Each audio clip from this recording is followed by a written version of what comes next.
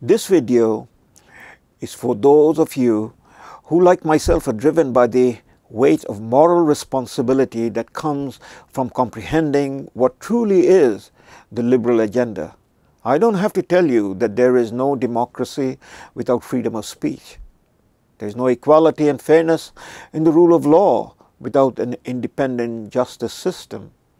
There is no stability and prosperity without a responsible economic policy. And there is no sovereignty or security without borders and a prudent immigration system.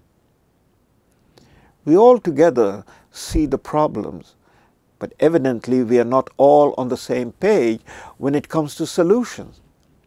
Let me tell you why I am confident the Conservative Party under Andrew Scheer's leadership understands the threats confronting Canadians and has the resolve to counter them. When it comes to standing up for free speech, Scheer was among the first in the Conservative Party to resist the liberal agenda going all the way back to Bill C-16. By the time the liberal Islamist M-103 was pushed, Scheer's consensus-building experience and leadership was on display when the Conservatives were near unanimous in opposition to this assault on free speech. This was the first time, at least in our country's recent history, when a united opposing force confronted political correctness.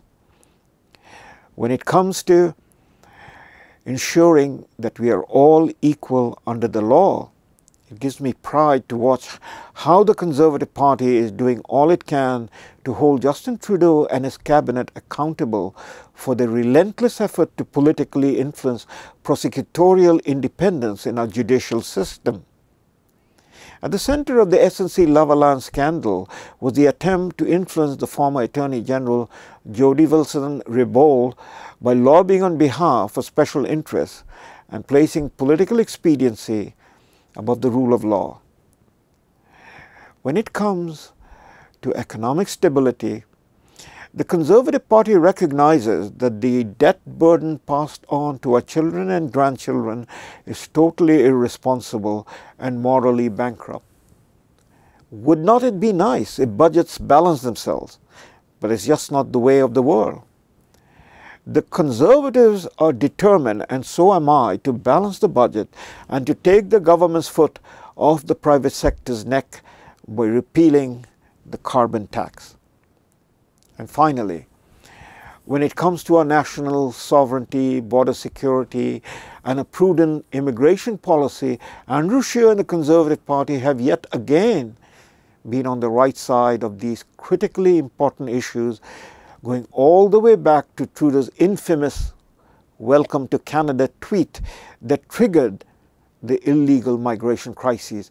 While the Liberals defend the indefensible and smear concerned Canadians as anti-immigrant, Islamophobe, or white nationalists, the Conservatives are fighting for closing the loophole in the Safe Third Country Agreement. While the Liberal Party conflates refugees with economic migrants in an attempt to stack the deck with as many future Liberal voters as they can get away with, Andrew Scheer's Real Refugees plan, which he articulated going back to the leadership race, seeks to put an end to the abuse of a backlog refugee system by reverting back to the original definition that precludes economic migrants from consideration. The Conservative Party opposition to mass migration is also evident, even if it's not explicitly stated, based on the commitment to emphasize immigrants integrating into our society without overburdening our system's limited resources.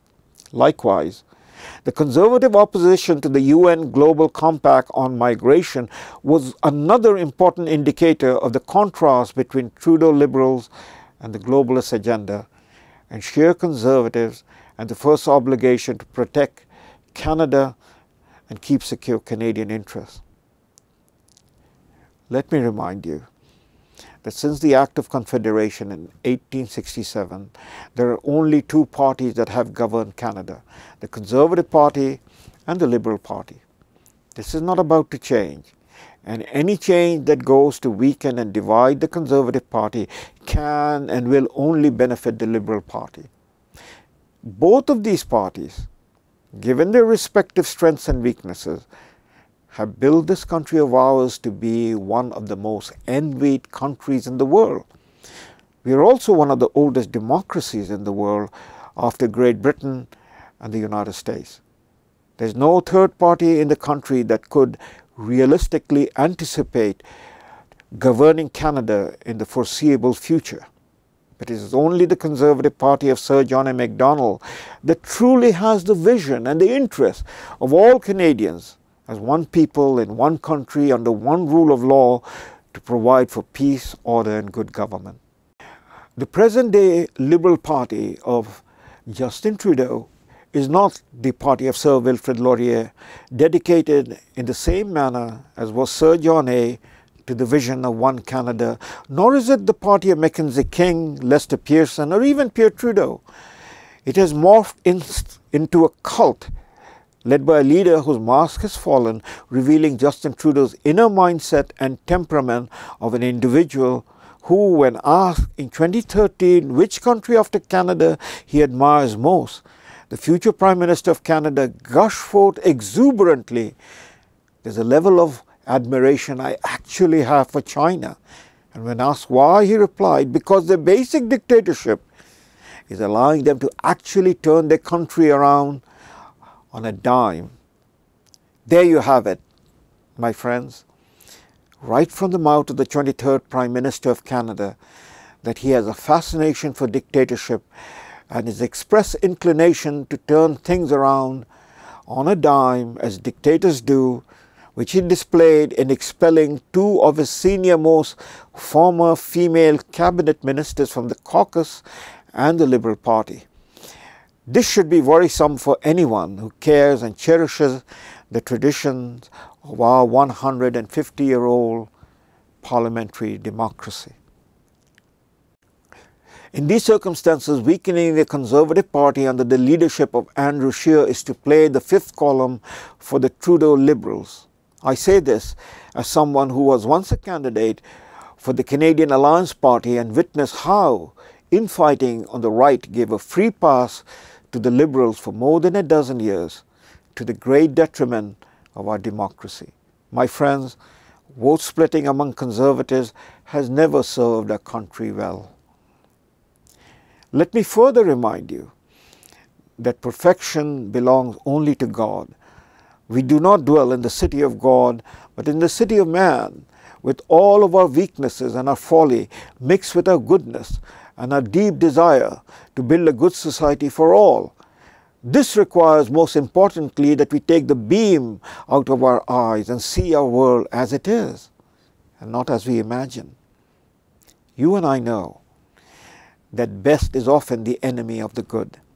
The Conservative Party is good and has been good for Canada.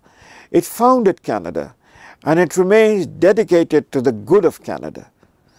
We may together try to make it even better.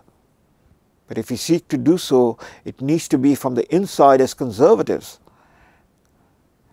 My transition from an immigrant to Canada into an unhyphenated Canadian came about as I grew to love Canada by studying its history and discovering its greatness. This also made me a Conservative in the sense of a classical liberal in the tradition of Edmund Burke and Sir John A. and the love for God, Queen and country that is at the heart of conservatism. I know many among us are frustrated with the state of our country and the politics that breed cynicism and despair. But the prerequisite of maturity in politics, as in life, is to overcome one's own frustrations and anger and work for the greater good.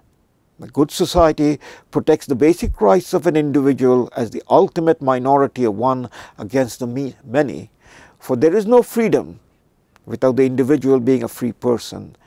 And a not good society is where a powerful individual seeks to control and dictate to the many, eroding the freedom until the mask falls and tyranny prevails.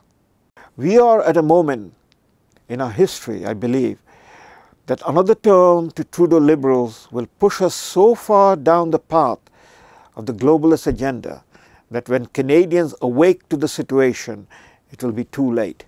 We cannot, therefore, in good conscience, stand by and watch those who indulge in the politics of vote splitting as if this 2019 election is an arena for political gamesmanship. I chose to run for the Conservative Party of Canada because I believe in Andrew Scheer, and I trust that under his leadership, the party will continue to stand up for individual freedoms, for our national interests and security, and for economic well-being. I hope you will vote for me if you reside in London North Centre, and that you will support the Conservative Party in the upcoming federal election. I have no doubt that together we will win, and we will make Canada stronger, safer and great for our children and theirs to come.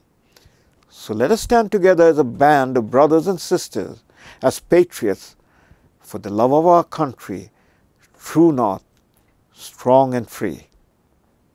Thank you, and God bless Canada.